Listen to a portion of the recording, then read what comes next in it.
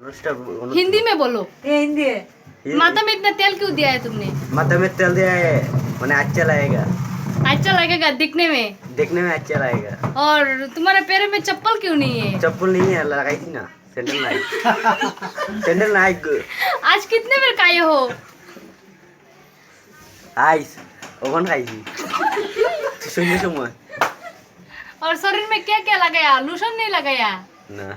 हिंदी में नहीं बोलो। भी हो। हिंदी में बोलो। रात में कितने बजे सोते हो?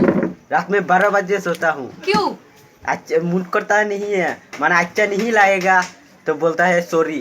सॉरी बोलता है तो वो कोई गुड मॉर्निंग बाय बाय। और रात में बांध में हारते हो?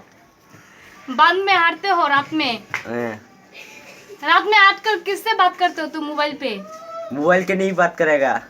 तुम्हारे मोबाइल के किसका अच्छे गाना अच्छे है? मानुष लगे बात करेगा, आकार लगे बात करेगा नहीं है। माने जरा अच्छे मानुष लगे बात करेगा यार शैल माने बाला तक है। और तुम्हारा घर में तू कितने बजे इतने लेट क्यों सोती हो? इतने घर में सोईता मुंडे हैं? सोईता लागे हुए होते। Ôi,